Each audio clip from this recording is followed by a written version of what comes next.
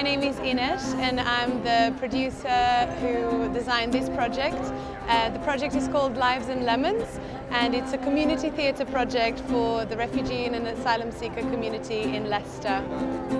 We have played a lot with the idea of birds and migrating birds, and we wanted to represent these journeys in a different way, so we used everyday objects to create these birds that they have chosen to do.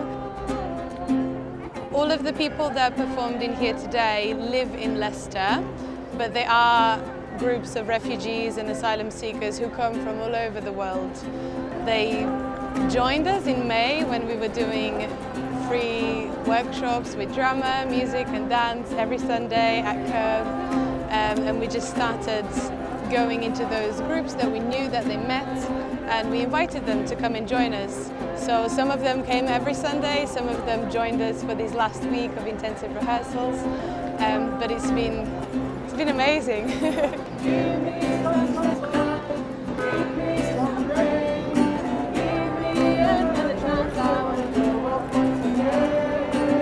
It's amazing, of course, that festivals like Jenny's Festival exist.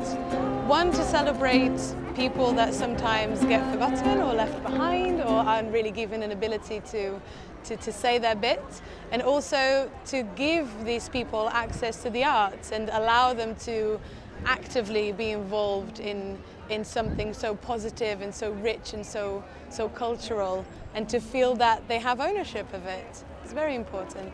I have loved to do this project. It's been a journey, a really exciting journey of discovery for everybody, but it's been truly inspiring and really, really heartwarming, and I hope we can do it again.